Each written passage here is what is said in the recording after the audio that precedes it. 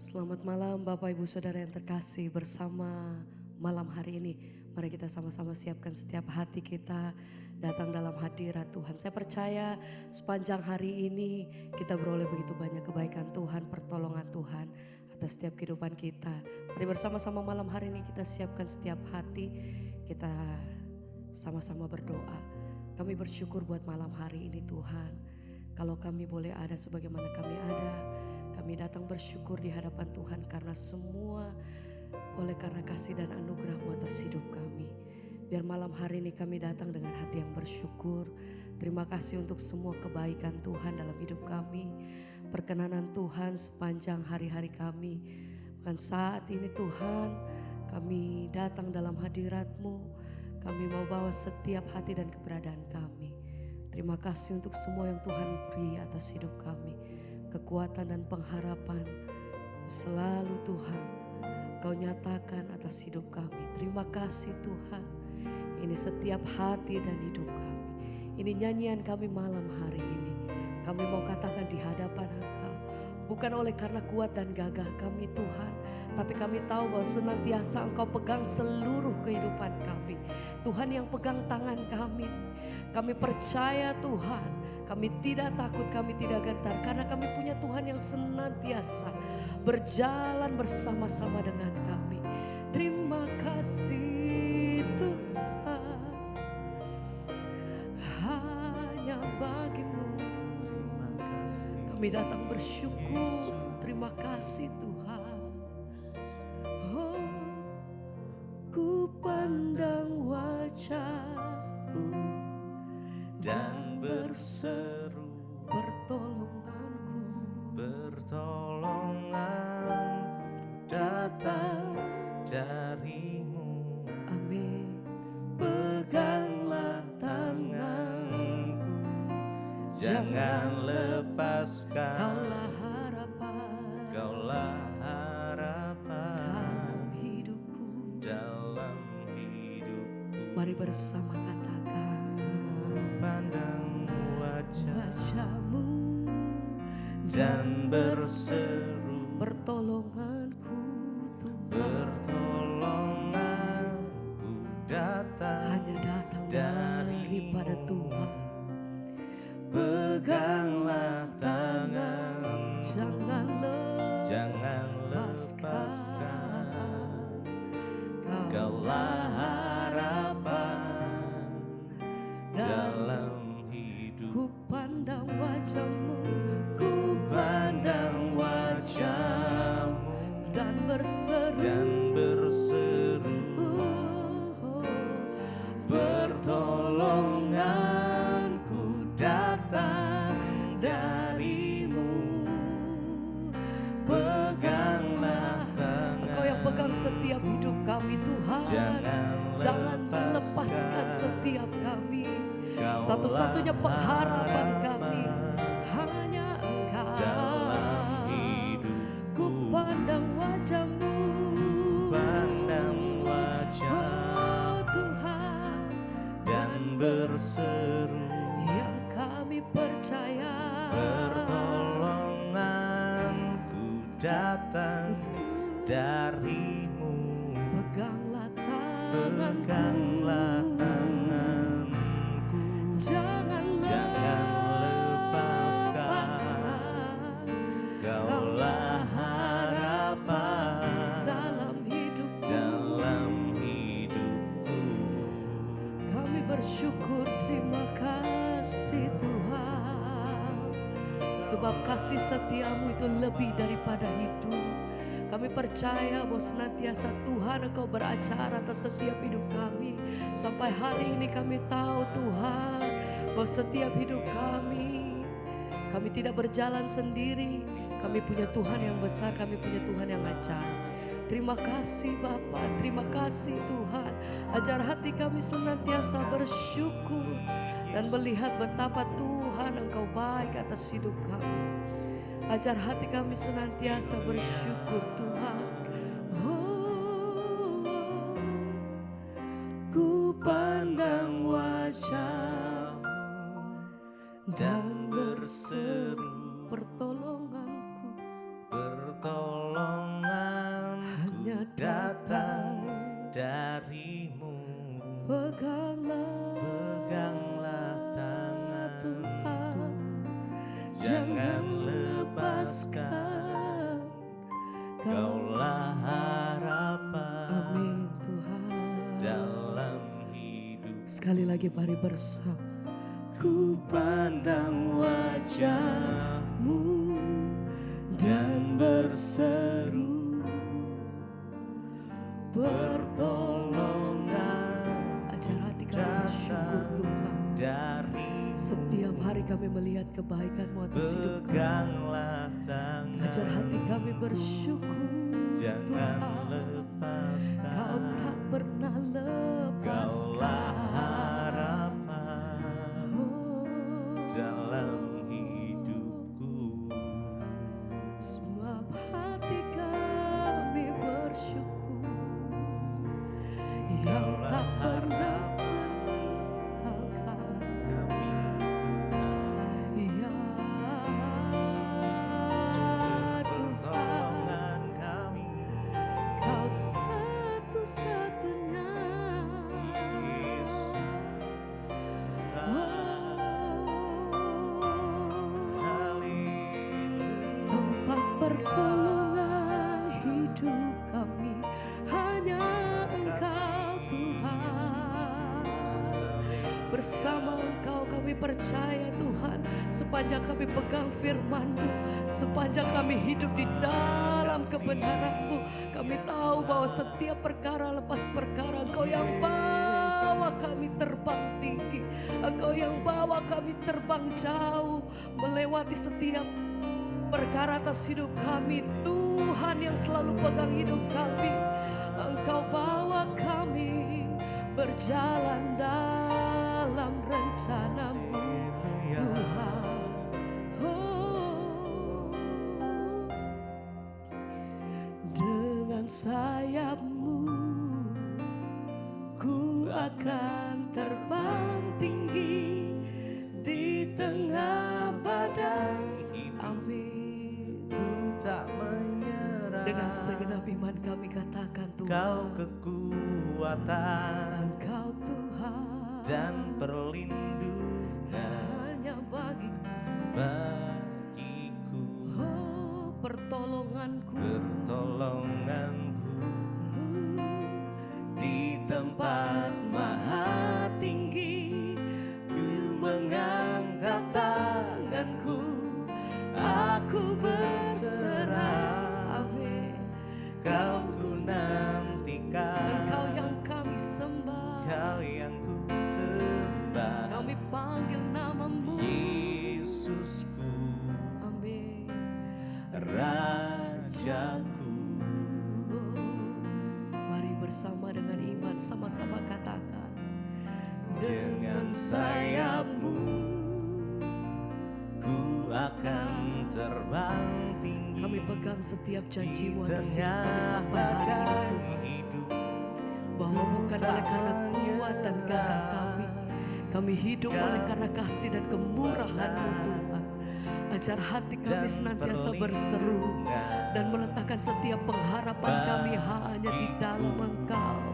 Sebab hati kami hanya bergantung di dalam nama-Mu Tuhan. Di tempat Ajar hati kami berseru hanya di dalam-Mu. mengangkat tangan, Oh, aku berserah. yang kami Kau percaya, ku yang nantikan, kami nantikan. Kau yang ku sembah. Yesus, Yesusku,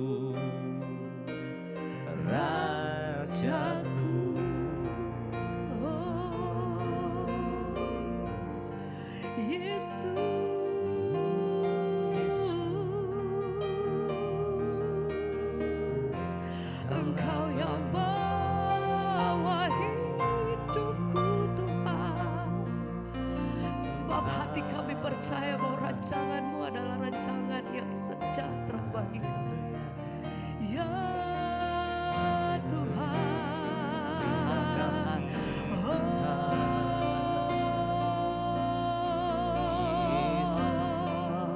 kami bersyukur Tuhan.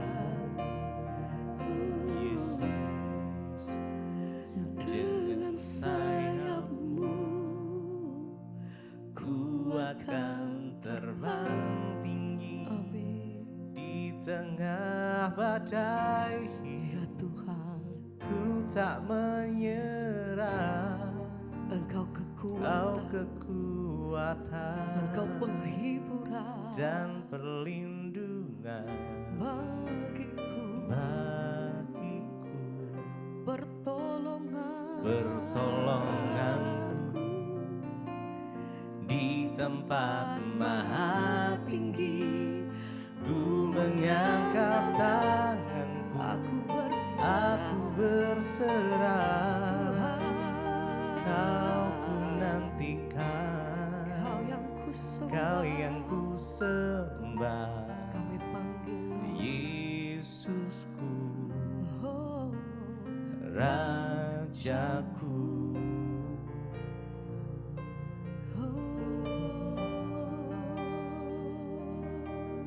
Yesus, kami berseru, Yesus. Syukur, Haleluya, terima kasih Tuhan. Haleluya. Haleluya.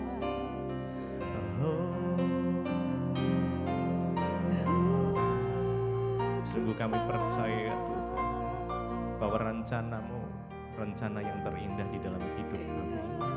Kami percaya, kami imani Tuhan, setiap janji-janji Tuhan, ya dan amin. Karena kami tak perlu takut, kami tak perlu khawatir, karena Tuhan berserta dengan kami saat kami berjalan bersama dengan Tuhan. Kekuatan yang baru, pengharapan yang baru itu selalu ada. Terima kasih, terima kasih.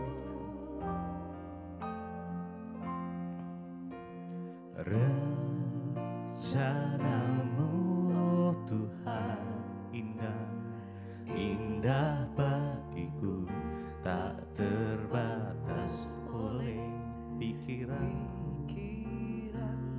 Firman-Mu, Firman-Mu ya dan amin. Kau sumber kekuatan, Engkau pengharapan kami ya pengharapanku, Kau terbaik Kau terbaik bagiku. Rencana-Mu, mari sama-sama. Rencana-Mu Tuhan, dengan segenap hatimu, indah bagiku, tak terbatas oleh pikiranku. Firman-Mu, Firman-Mu ya dan amin. Yes. Sumber kekuatan, Engkau pengharapan kami. Amin. Kau terbaik bagiku. Rencana-Mu, rencana-Mu Tuhan indah bagi kami. bagiku, Terima kasih tak Tuhan. terbatas oleh Pikiranku, pikiranku. amin. Firman-Mu, Firman-Mu ya dan amin. Sumber kekuatan, Kau pengharapan, pengharapanku, terbaik Kau terbaik bagiku.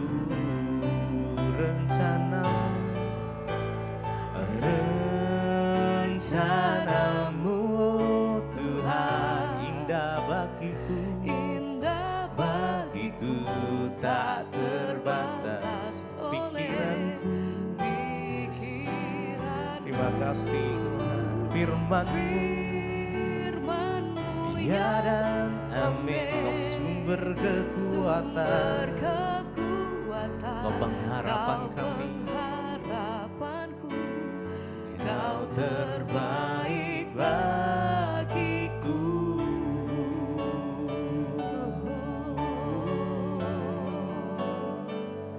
Terima kasih Tuhan.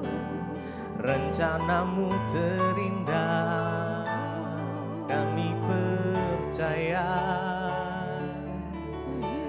rancanganmu terbaik Tuhan. Kami bersyukur Tuhan.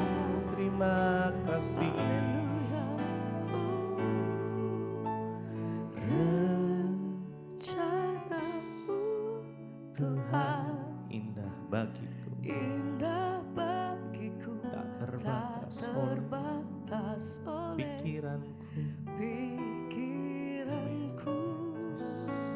Firman-Mu, Firman-Mu ya dan amin, sumber kekuatan. sumber kekuatan. Kau pengharapan Kau kami. pengharapanku, Kau Sekali lagi dengan segenap terbaik hati bagiku. Rencana-Mu, oh Tuhan. Rencanamu Tuhan, Ya Tuhan Yesus, indah indah. bagiku, Terima kasih tak Tuhan. terbatas oleh Pikiranku, pikiranku. Firman-Mu, Firman-Mu ya dan amin, sumber kekuatan. sumber kekuatan. Kau pengharapan Kau kami. pengharapanku, Kau terbaik bagiku.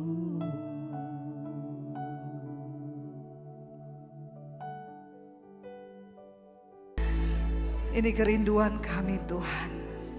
Kami rindu menyenangkan Tuhan. Bahkan dalam pergumulan, keadaan hidup kami apapun, biar hidup kami selalu memuliakan nama-Mu Bapa. Ini bukan hanya teori yang keluar dari mulut kami, namun kami mau praktekkan dalam hidup kami Tuhan. Karena kami percaya ada upah Tuhan yang menantikan setiap kami yang mau sungguh-sungguh setia sampai di garis akhir. Berbicara bagi kami, sampaikan isi hati-Mu bagi kami. Urapi hamba-Mu yang tidak ada apa-apanya Tuhan. Roh Kudus, Engkau yang memeteraikan firman-Mu di dalam nama Yesus. Tapi kita membutuhkan hikmat di dalam menjalani hidup, dalam mengiring Tuhan, terutama di dalam kita ini menangkap maksud Tuhan. Saudara percaya nggak, di balik setiap masalah yang kita alami itu, Tuhan itu punya rencana. Amin. Dan Tuhan mau kita nangkep apa goalnya, apa rencana Tuhan. Kalau saudara tidak menangkap rencana Tuhan dalam masalah, saudara mungkin bisa menyelesaikan masalah itu dengan caramu. Tapi percayalah, dia akan datang kembali, bahkan akan lebih berat. Lebih baik kalau kita hadapi masalah, duduk di kaki Tuhan, bilang, Tuhan, apa maksud-Mu? Apa rencana-Mu dari masalah yang aku hadapi ini? Kita buka bersama Yakobus pasal yang pertama. Ya, surat Yakobus pasal yang pertama, ayat yang kedua mulai. Judul perikopnya di sana iman dan hikmat, saudara. Banyak orang beriman tapi tidak berhikmat. Dan kita mau belajar hari ini. Baca ayat yang kedua di sana berkata apa? 1, 2, 3. Saudara-saudaraku, anggaplah sebagai suatu kebahagiaan apabila kamu jatuh dalam berbagai-bagai pencobaan.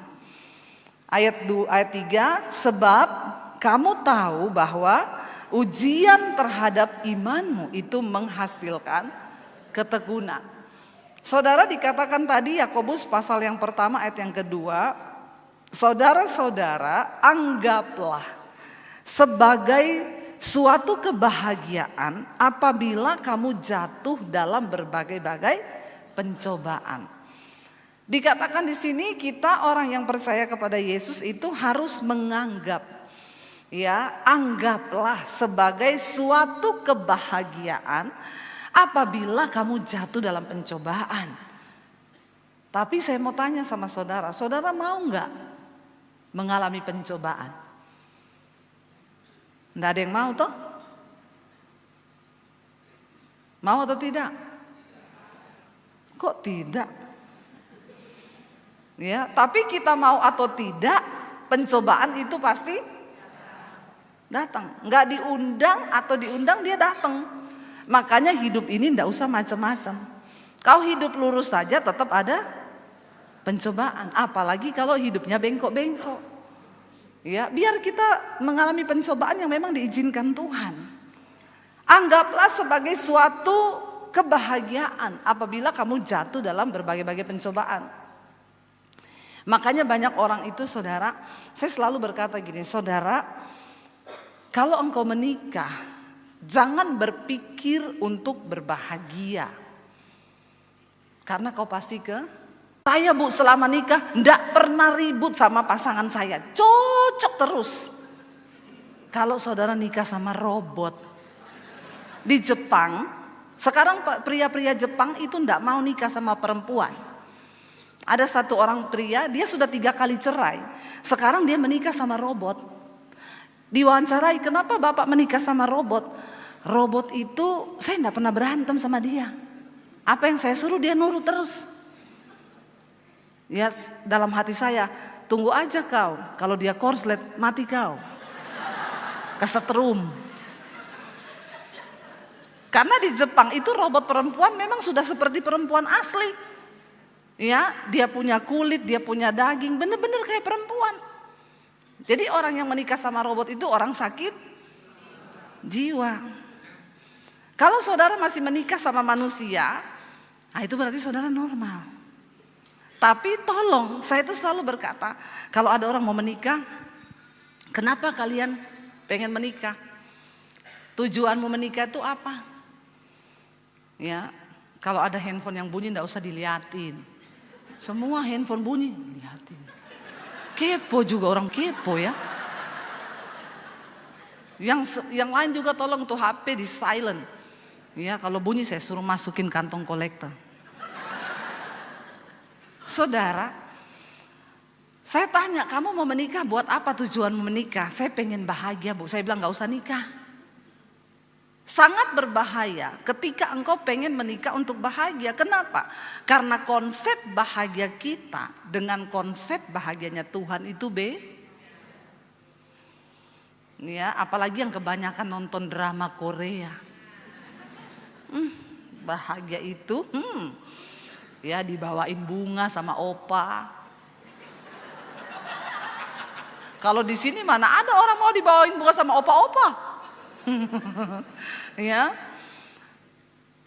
Kalau drama Korea tuh begitu. Ya, tapi kalau kehidupan nyata itu tidak seindah drama. Tapi tenang, hidup ini juga tidak sesedih drama India. Apalagi kau berjalan bersama Tuhan. Kenapa saya bilang jangan mimpi bahagia ketika engkau menikah? Karena konsep bahagia manusia itu rata-rata berbeda sama konsepnya Tuhan. Ayat ini dengan jelas berkata, anggaplah sebagai suatu kebahagiaan apabila kamu jatuh dalam berbagai-bagai pencobaan. Kita harus anggap itu kebahagiaan. Kalau orang ngerti maksud Tuhan, bahagia dia. Kita berpikir masuk pernikahan tuh enak, bahagia. Proses pernikahan pertama saudara, masih bulan madu toh, madunya masih banyak. Stok madunya banyak karena masih banyak bunga-bunga di sekeliling kita. Belum punya anak. Saya bangun pagi bikinin dia kopi, sarapan, potongin buah. Ini sayang, I love you, I need you, I want you. Begitu punya anak satu, nggak pakai pembantu. Urus anak semua, urus rumah sendiri, ngepel, kotor lagi rumah. Dia teriak, kopi mana? Sarapan mana? Punya kaki 2, tangan 2 toh? Di dapur ada gula, ada kopi, Sarah bikin sendiri. Nggak lihat nih istri capek apa bagaimana? Persediaan madu menipis. Kalau madu habis tinggal lebah. Apalagi dari Sulawesi, lebah hutan. Sekali tika mati kau. Nggak usah tepuk tangan. Saudara, ya. Nggak ada orang cocok di dunia ini saudara. Makanya saya kalau ketemu anak muda, kamu kenapa belum nikah? Belum ketemu yang cocok Bu. Saya bilang selamat tidak menikah kau seumur hidup. Orang cocok itu enggak ada. Saya sama suami saya sampai hari ini kita enggak cocok. Apa yang mencocokkan kami? Firman Tuhan. Ketika istri kembali kepada firman, suami kembali kepada firman, maka rumah tangga itu jadi cocok. Waktu ada pencobaan, belajarlah dari firman Tuhan apa yang Tuhan mau. Tapi sekarang banyak orang menghadapi pencobaan dalam rumah tangga maunya cerai. Maunya cerai.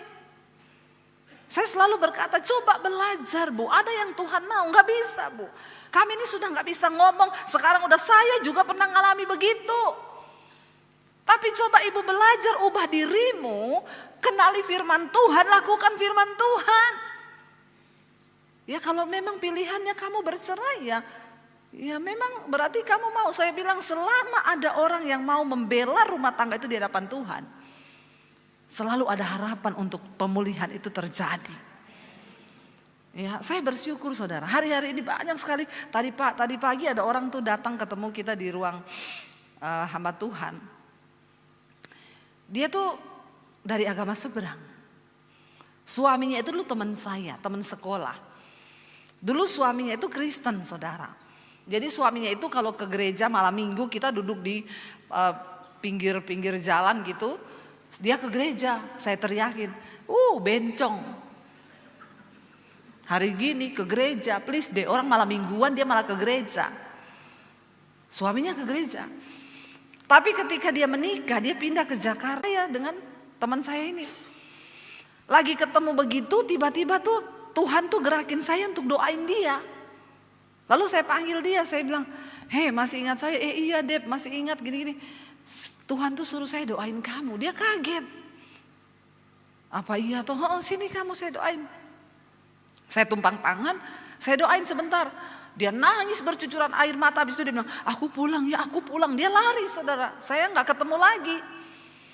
Begitu ketemu, kayaknya 1 tahun kemudian dia cerita. Dia bilang dulu, saya waktu ketemu kamu itu, saya tuh narkoba Dep. Saya udah 2 kali overdosis. Yang terakhir dia waktu overdosis di nightclub, dibawa keluar nightclub, dibuang di belakang nightclub, di got.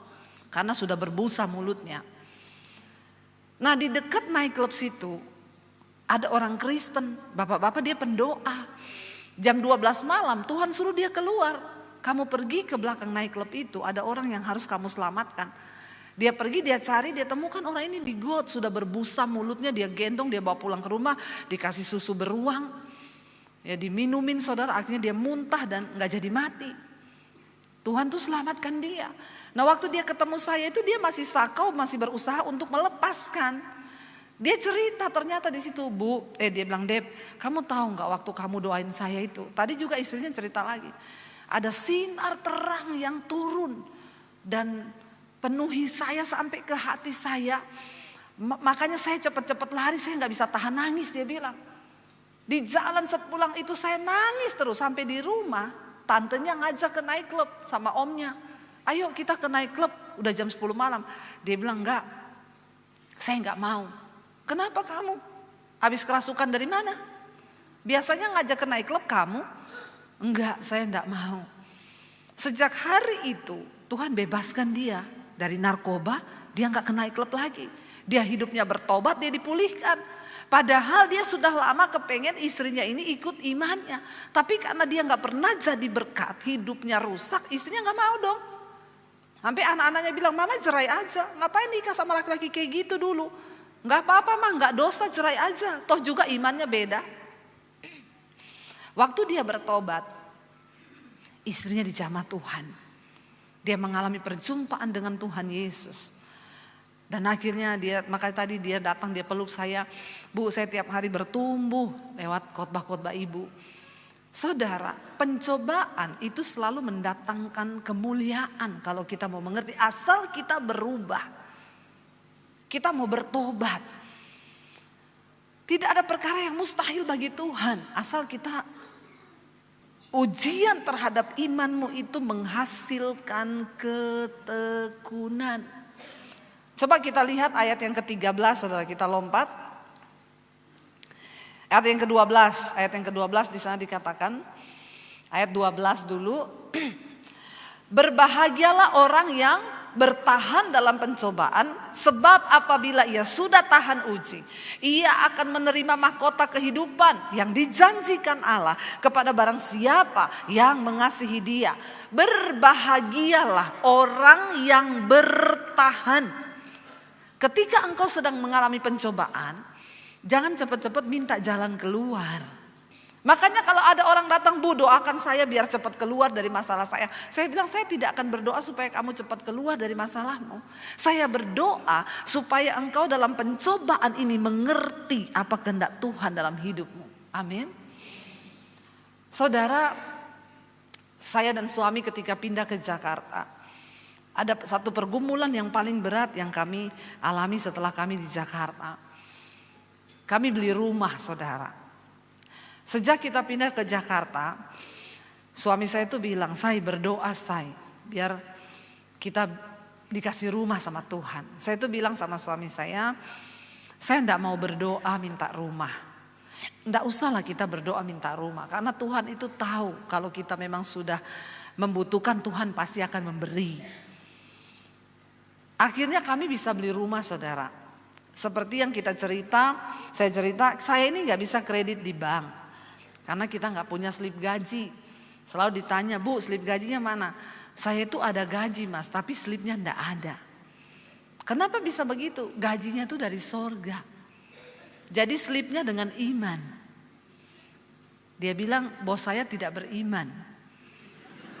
Jadi nggak bisa pakai slip gaji iman." Jadi kita waktu itu bingung, kebetulan saya ambil rumahnya Pak Haji. Dia bangun beberapa rumah di situ. Saya bilang, "Pak Haji, saya nggak bisa kredit lewat bank, gimana ya?" "Enggak apa-apa, Bu. Yang penting gini aja, kita atur cicilannya pribadi aja. Karena saya ini juga pegawai bank, tapi bunganya saya ikutkan bunga bank ya, Bu." "Iya." Tiba-tiba Tuhan izinkan pencobaan datang. Saya nggak bisa bayar. Akhirnya saya gesek kredit card, ambil tunai untuk kita bayar. Kadang saya bayar 6 juta, kadang 7 juta. Pak Hajinya marah-marah. "Ibu, kenapa sekarang cicilannya seperti ini, Bu?" "Pak, saya nggak bisa bayar, Pak. Izinkan saya bayar separuh ya, Pak, tiap bulan." "Oh, nggak bisa. Kalau Ibu memang nggak bisa, kembalikan aja rumah itu." Ini Pak Haji akhirnya bayarnya hanya separuh. Kredit card saya gulung, saudara. Bunga berbunga masuk ke pokok, itu kredit card. Makanya kalau nggak bisa pakai kredit card, jangan pakai kredit card. Bayar cash aja. Kalau nggak bisa beli, nggak usah utang. Amin. Hati-hati loh, kalau masa pengangkatan kau masih ada utang, malaikat turunin lagi kau. Bayar dulu utangmu, nggak bisa keangkat. Ya, jadi lunas-lunasi itu utang. Saudara, saya dikejar debt collector. Karena semuanya nggak bisa bayar. Itu debt collector datang depan rumah saya. Dia tendang pintu pagar saya. Jadi kalau saudara hari ini ada beban hutang, aku pun pernah mengalami itu.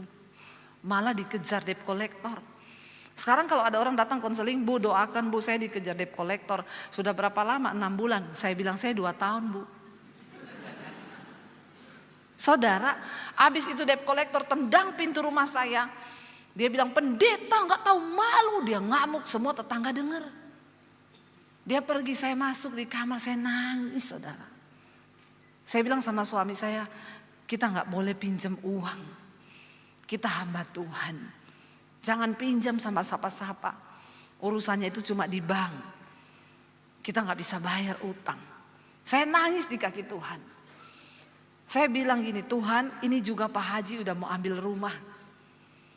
Tiap hari saya doa, "Tuhan, kalau sampai rumah ini diambil, Tuhan, saya itu sudah bersaksi kemana-mana saya bisa beli rumah. Kalau rumah ini diambil, Engkau yang malu, Tuhan." Saya ngomong gitu. Satu kali semua nggak ada orang di rumah, anak saya sekolah, suami saya pergi. Saya nangis, saudara, sama Tuhan. Saya tanya, "Tuhan, apa maksud semua ini yang Engkau izinkan?" Tuhan tuh jawab saya gini, kamu tuh kalau berdoa jangan maksa kehendakmu. Itu pertama. Kedua, aku tuh Tuhan.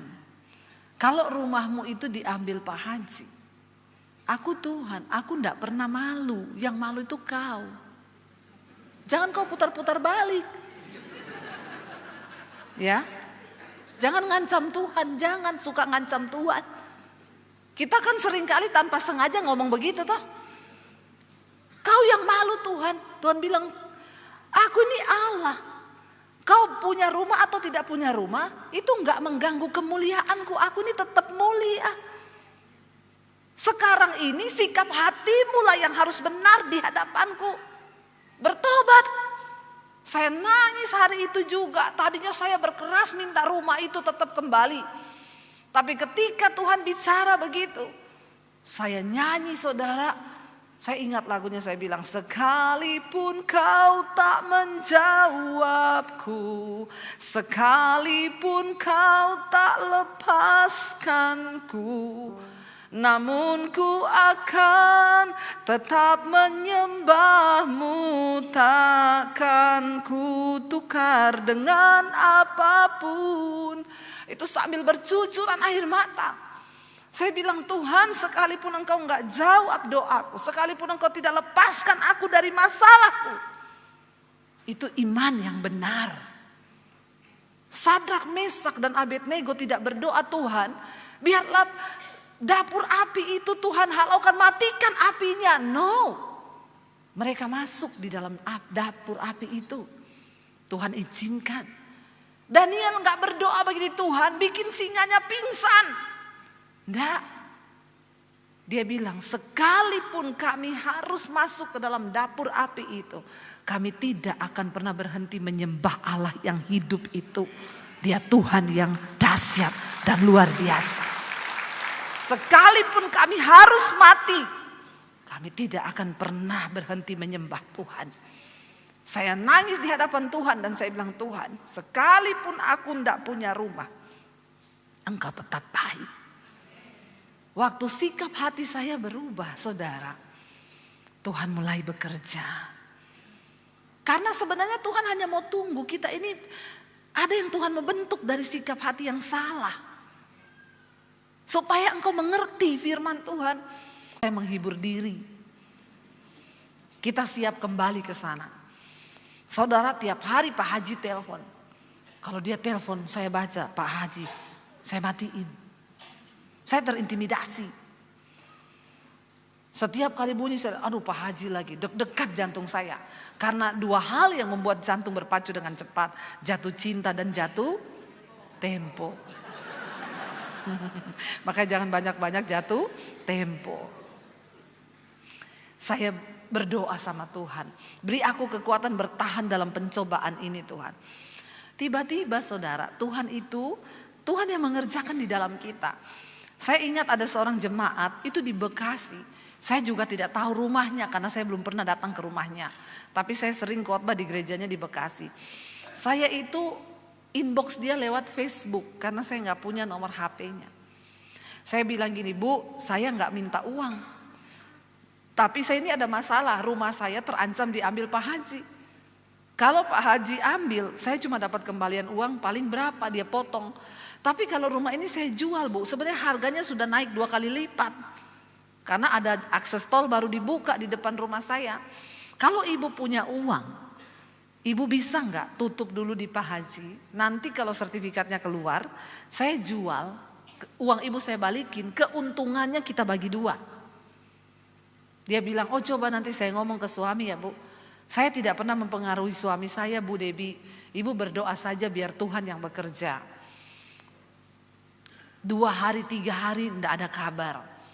Semakin Pak Haji itu merongrong mau ambil rumah saya. Dia bilang gini aja Bu, itu ada yang mau beli loh rumah itu. Ibu kosongin aja, saya balikin uang ibu sekian. Saya bilang tunggu Pak Haji, kasih saya kesempatan. Saudara, malam-malam jam 11 HP saya bunyi. Karena gak tercatat di nomor saya. Saya bilang sama suami, waduh jemaat nelpon lagi jam malam-malam begini. Ini biasanya istrinya Bang Toyib, ini suaminya pergi gak tahu kemana. Konseling lama lagi. Ya, saya stres. Dengerin ceritanya dia lagi saya tambah stres. Ya. Terus suami saya bilang angkat aja saya, siapa tahu orang mau bunuh diri itu. Saya takut saudara, saya angkat. Tiba-tiba Bapaknya bilang, Bu Debbie shalom, ibu ada inbox istri saya di Facebook. Dia baru cerita kemarin Bu, itu utangnya ibu berapa sih sama Pak Haji? 400 jutaan Pak. Tapi sertifikatnya lengkap semua Pak. Ya sudah, besok pagi ibu tolong ya kirim nomor rekening. Pagi saya kirim nomor rekening. Jam 9 saya cek mobile banking, udah masuk uang 400 juta.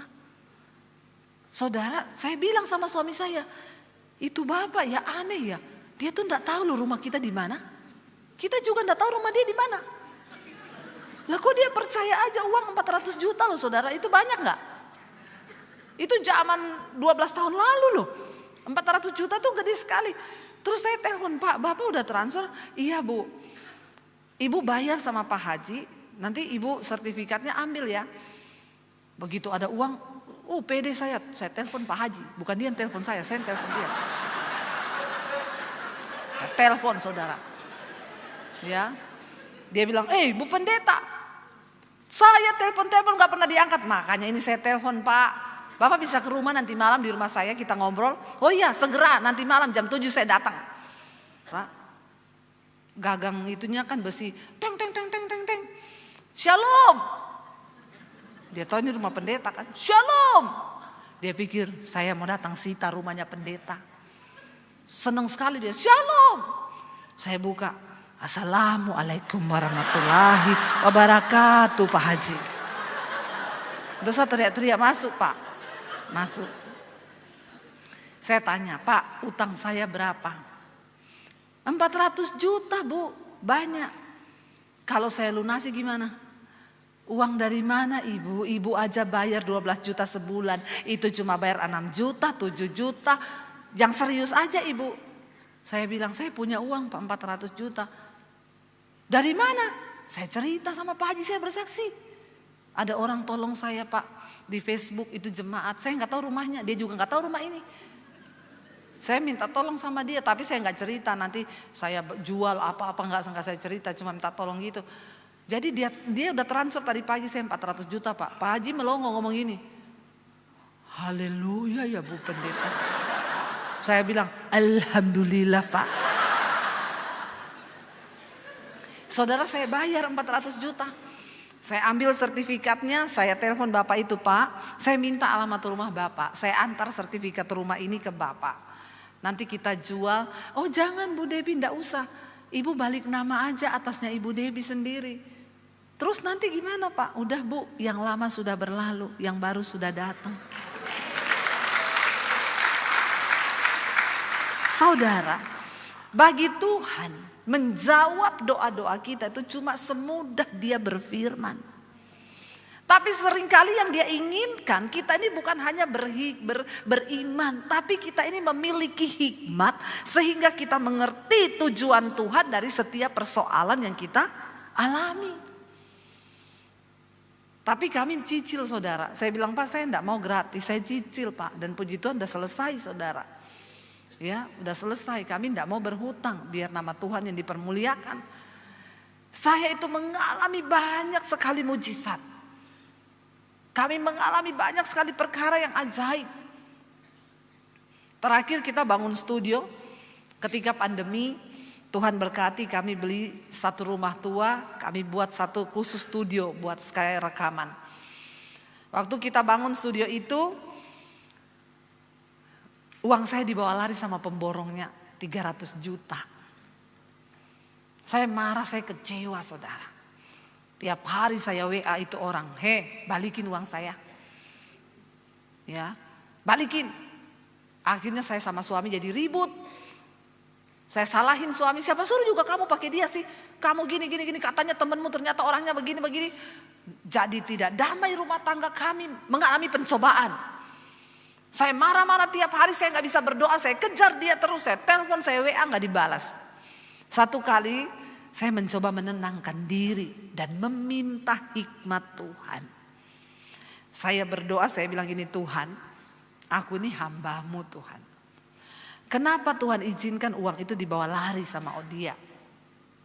Itu kan uang untuk pelayanan.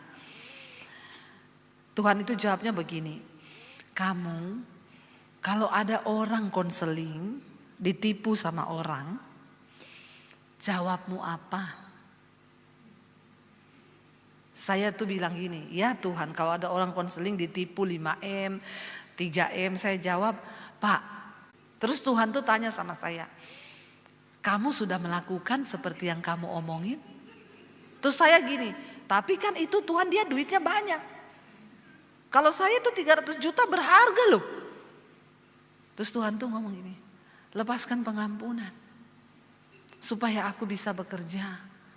Saya bilang, ya enggak bisa Tuhan. Ya oke lah, kalau Tuhan suruh mengampuni, saya mengampuni. Tapi itu uang tetap saya kejar. Tuhan bilang taat, lepaskan pengampunan. Saya nangis saudara, nangis. Kenapa? 300 juta. Di mana hartamu berada, di situ hatimu. Saya nangis. Malam itu Roh Kudus ngomong, WA orang itu WA. WA apa Tuhan? Bilang, kamu mengampuni dia. Ya enggak segampang itu. WA, kamu mau lihat aku bekerja? Akhirnya saya ambil HP saya. Sekalian, karena saya mau ngomong saya mengampuni, saya marah-marahin dulu. Ya kan? Enak aja. Saya bilang saya kecewa sama kamu. Kamu tuh kalau gak bertobat terkutuk hidupmu. Saya marah-marahin saudara. Tapi saya bilang, Tuhan tegur saya.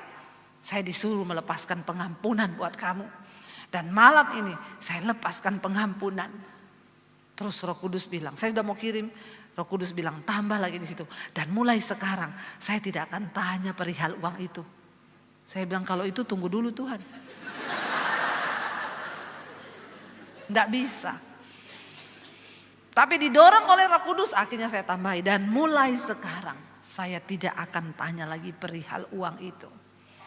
Urusanmu dengan Tuhan. Kalau niat baikmu balik, kamu balikin. Kalau enggak apa-apa. Saya melepaskan dan melupakan. Saya kirim. Besok setan bilang, WA tanya uang itu. Saya mau ambil HP, Roh Kudus bilang jangan. Saya doa, jaga hati saudara. Enggak gampang. Sering kali kita dipinter khotbah. Tapi waktu itu datang menghantam kita sendiri. Ternyata tidak semudah berteori. Tapi hamba Tuhan harus mengalami. Harus. Saudara, habis itu seminggu kemudian ada orang telepon saya, Bu, saya diberkati lewat channel Ibu. Saya ini orang Katolik Bu, tapi saya bersyukur saya ditegur lewat channel Ibu. Saya nangis di jamaah Tuhan Bu. Ibu, studio Ibu harus bagus. Apa yang perlu dibenerin di studio Ibu? Saya bilang saya lagi bangun studio sekarang, studio saya baru nanti. Oh, apa yang bisa saya bantu Bu? Saya bilang, udah kok semuanya sudah jalan. Gini aja Bu, ada proposal gak yang ke tukang? Saya bilang, gak usah Bu, sudah jalan kok. Kami juga gak bayar cash, semuanya sesuai pekerjaan yang berjalan. Ibu fotoin aja proposalnya, itu di tengah masa pandemi saudara. Saya bilang sama suami gini, ibu ini suruh fotoin. Itu untuk renovnya saja kan tanahnya sudah lunas. Untuk renovnya bikin studio itu 850 juta. Dia suruh saya fotoin. Saya bilang sama suami, di tengah pandemi gini, dia pikir kali 40 juta nih saya mau foto. Dia suruh saya foto. Saya gak fotoin 3 hari dia telepon saya lagi. Bu Debbie tolong ya Bu, fotoin aja Ibu kirim. Itu toh aja Bu. Saya foto saya kirim saudara. Dia minta nomor rekening. Dia transfer 1M.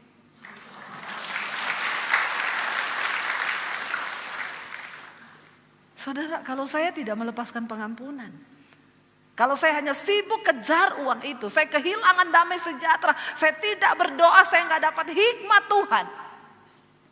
Apakah mujizat itu akan terjadi? Ketaatan mendatangkan mujizat. Firman ini berkata di situ tadi apa?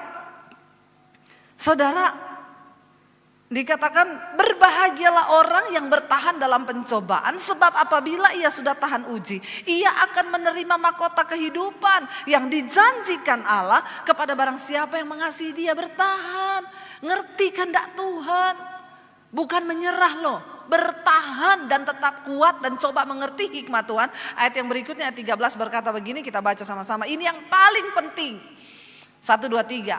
Apabila seseorang dicobai, janganlah ia berkata, pencobaan ini datang dari Allah. Sebab Allah tidak dapat dicobai oleh yang jahat, dan ia sendiri tidak mencobai siapapun. Ayat yang berikutnya, ayat 14. Tetapi tiap-tiap orang dicobai oleh keinginannya sendiri, karena ia diseret dan dipikat olehnya. Dan apabila keinginan itu telah dibuahi, ia melahirkan dosa. Dan apabila dosa itu sudah matang, ia melahirkan maut. Tetapi ayat berikutnya dikatakan, saudara-saudara yang kekasih, janganlah sesat. Setiap pemberian yang baik dan setiap anugerah yang sempurna datangnya dari atas, diturunkan dari Bapa, segala terang padanya, tidak ada perubahan atau bayangan atau pertukaran. Semua yang baik itu hanya datang dari Tuhan. Kenapa engkau mengalami pencobaan? Itu pasti karena kesalahan kita. Tapi Tuhan itu turut bekerja dalam pencobaan itu untuk mendatangkan kebaikan. Karena firman Tuhan berkata, Dia sanggup mengubah kutuk menjadi berkat. Tapi apakah engkau mau taat? Saya percaya memang sakit ketaatan itu.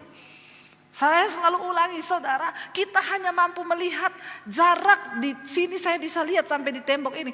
Di baliknya tembok itu saya nggak bisa tahu ada apa. Tapi Tuhan, Dia melihat sampai jauh ke depan yang tidak bisa kita lihat. Dan percayalah bahwa rancangan Tuhan itu yang terbaik. Imani saja. Walaupun seringkali jawaban doa itu tidak seperti yang kita mau. Saya maunya, saya doa uang 300 juta kembali. Tapi Tuhan gak jawab begitu. Tuhan bilang relakan. Dia gantikan dengan berkat yang berlipat-lipat kali ganda.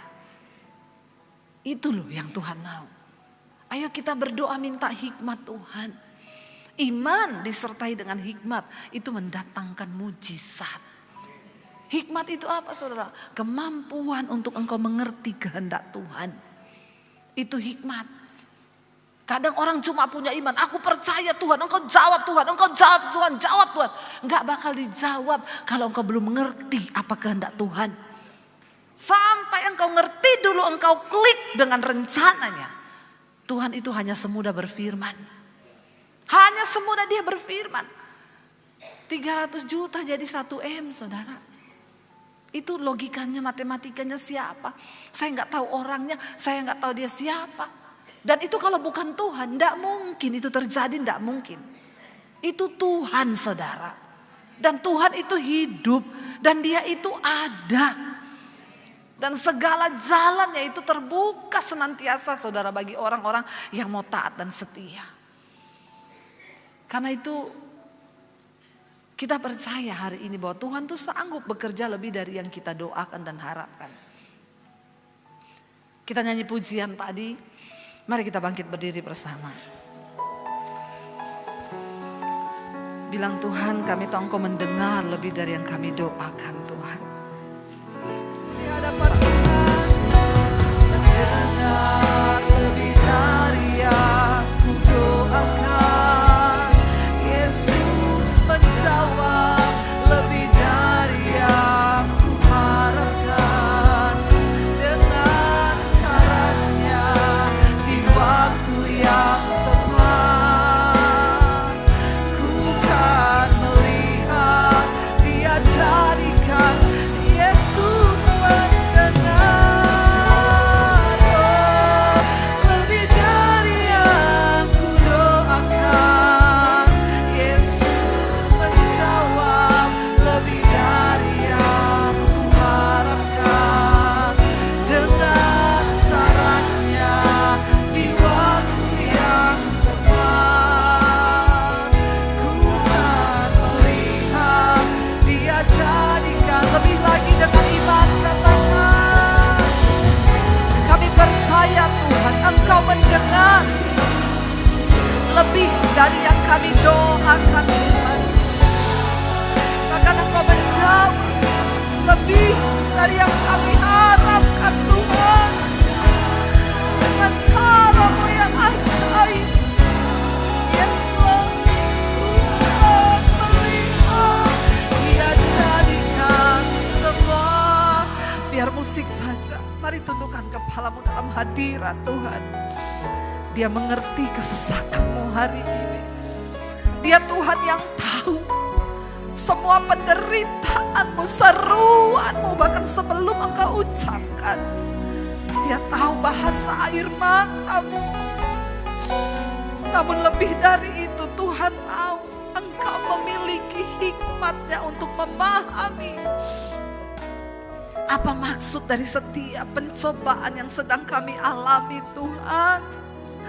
Beri kekuatan untuk kami bertahan di dalam firman-Mu. Sebab kalau sudah tiba waktunya, ketika kami sudah mengerti rencana Tuhan, Engkau ingin berbicara bagi kami lewat persoalan. Engkau ingin berbicara bagi kami lewat pencobaan yang kami alami. Bicara Tuhan, sampaikan maksud-Mu bagi kami.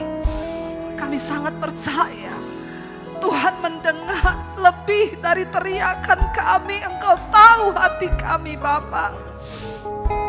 Kami juga percaya Engkau sanggup menjawab lebih dari yang kami doakan. Hamba-Mu telah melihat bagaimana pekerjaan-Mu yang ajaib. Engkau hidup, Engkau dahsyat, Tuhan.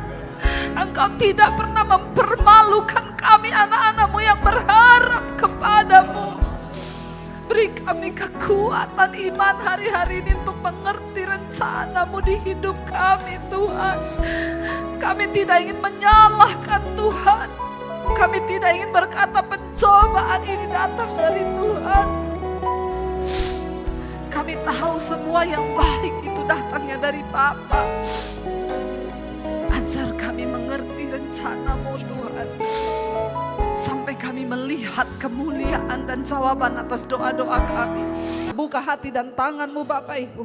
Terimalah berkat dari Allah Bapa, cinta kasih dari Tuhan Yesus Kristus, penyertaan Allah Roh Kudus yang akan memenuhi hati dan hidupmu mulai hari ini, bahkan sampai kali yang kedua Tuhan Yesus datang menjemput kita. Namamu tercatat di dalam kitab kehidupan. Di dalam nama Tuhan Yesus yang percaya diberkati Tuhan, katakan bersama amin, amin, amin.